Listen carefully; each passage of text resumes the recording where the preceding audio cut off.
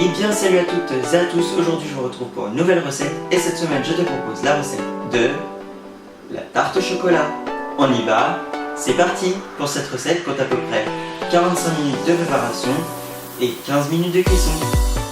Pour la pâte sucrée, il te faudra 200 g de farine, une cuillère à café de vanille en poudre, 80 g de sucre glace, 100 g de beurre mou et 40 g d'œufs.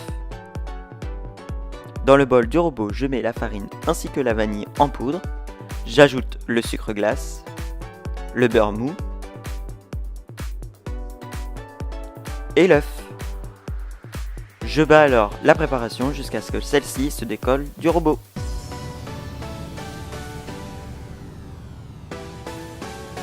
Je mets alors la pâte dans un papier film, je referme bien tous les bords et je la place 40 minutes au frigo. Une fois bien refroidie, je farine le plan de travail et commence à étaler ma pâte.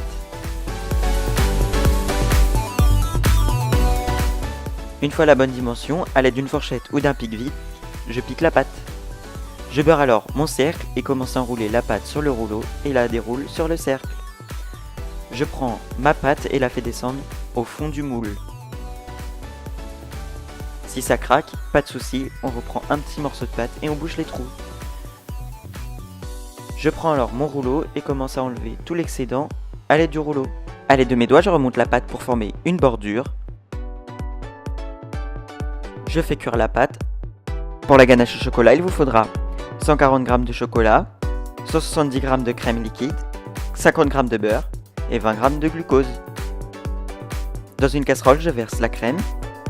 Je porte alors la casserole sur le gaz et porte la crème à ébullition. Une fois que ça bout, on éteint le gaz. Je place le beurre dans la crème chaude et commence à mélanger pour faire fondre. Je verse alors un peu de cette préparation dans le glucose pour le faire fondre et éviter qu'il ne colle au bol. Le glucose va permettre à la tarte de briller. Je verse le glucose et la crème sur le chocolat.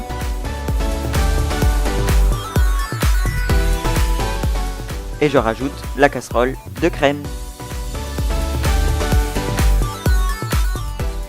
Je commence à mélanger le tout doucement. Attention, c'est chaud.